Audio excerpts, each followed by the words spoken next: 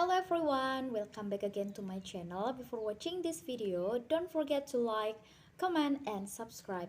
Now let's start this video. A day in the life of a maritime lawyer.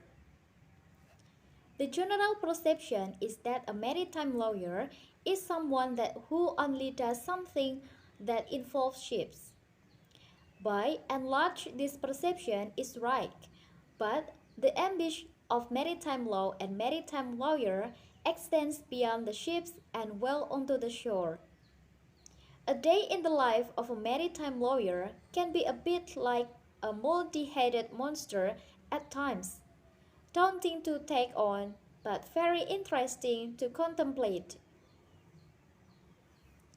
Without setting out an exhaustive list, this would include: first, cargo interests, in example, importers and exporters of cargo, whether as originators or traders of that cargo.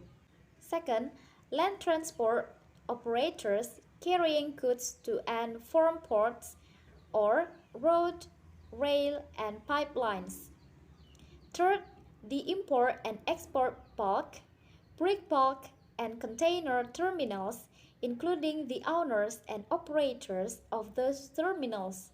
4. Clearing and forwarding agents. 5. Custom authorities. 6. Container depots, warehouse operators, tank farm operators, and stockpile managers. 7. Ship agents. 8. Stevedores. 9. Ship owners. 10. Officers and crew of ships. 11. Charterers of ships. 12. Sailors. 13. The Port Authority. 14. South African Maritime Safety Authority, or SAMSA, or its equivalent in other countries. 15. Passengers on cruise liners. And 16. Regulatory authorities, such as the Port Regulator of South Africa. Having identified some of the stakeholders, it will be apparent that at some level a connection can be made between all of them. More importantly, there are particular relationships between some of them which may have knock-on effects for others, or instance, a cargo exporter will have relationship potentially with his clearing and forwarding agents.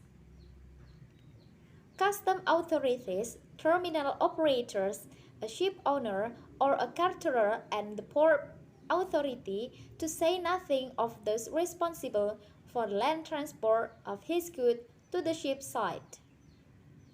Every relationship between one industry stakeholders and another will be evidenced by some sort of contract.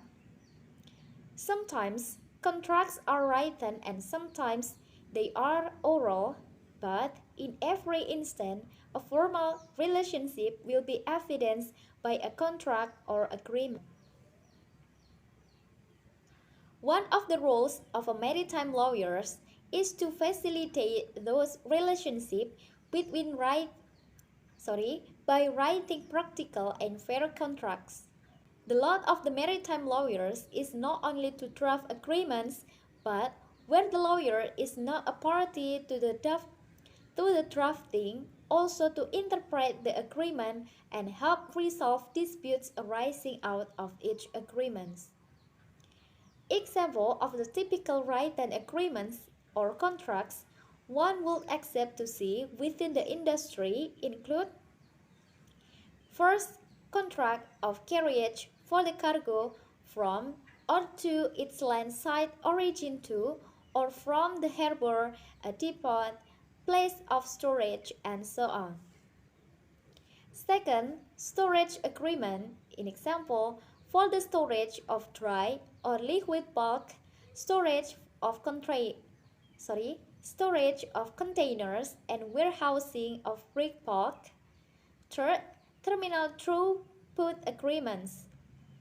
Fourth, Standard trading condition for most service provides. 5th, charter parties between ship owner and caterers. 6. Consignment notes between shippers and caterers. 7. Bills of lading. 8. Terminal regulation. And 9. Port regulation. The maritime lawyer will also often be involved in the international sale of goods aspect, meaning that he will be required to review the sale contracts in respect of goods purchased or sold and give advice on letters of credit and another trade finance issues. Although most maritime lawyers will at some stage be required to draft and review the above documents, inevitably disputes arise between the parties who are in relationship with each other. The contractual documents define the parameters of the relationship, and when disputes arise, the documents are usually the primary point of reference for courts and arbitration tribunals to resolve those disputes. Some of the typical disputes which arise can center around things such as: first, damage to cargo; second, short landing of cargo; third, contamination of cargo by loading terminals or indeed by the ship itself. 4. Throughput disputes between terminal owners and users in terms of speed of throughput, demurrage claims and volumes. 5th, counterparty disputes in respect of the speed and consumption performance of a vessel, payment of hire or freight, demurrage, dispatch, and the like. 6. Disputes with port authorities concerning with their decision making or application of tariffs. 7. Custom disputes. 8. Bad debts of service providers. All of the above is what maritime lawyers colloquially call dry work. In example, work which related to disputes which are generally unrelated to shipping casualties. The so-called wet work almost always involves causalities in some form or another. Hence, maritime lawyers can find themselves investigating and dealing with the fallout from collisions, sinking, oil spills, fires on board ship, and explosions. All of the above from a single incident. The wet work is always exciting, requiring immediate investigation, thoughtful and quick decision making, and of course, advice to all of the interest stakeholders.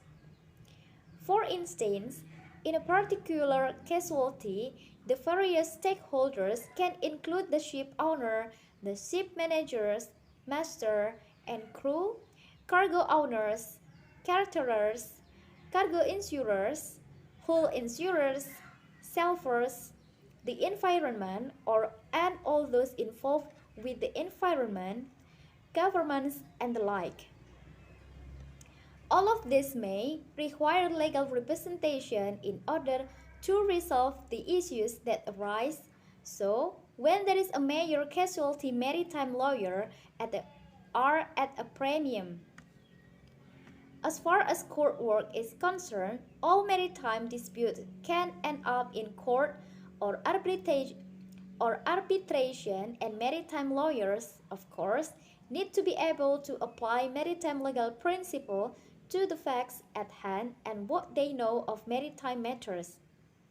Very often this means bringing in expert witnesses, example, fire expert, coal expert, master mariners, marine engineers, architects, and so on into cases as consultants and advisors. The so-called bread and butter work of the average South African maritime lawyer is ship arrest, particularly having regard to associate ships. The purpose of arresting a ship is so that the legal proceeding can commence in South Africa. Okay everyone, that's all this article today. Thank you so much for watching this video. Until the next one, bye bye.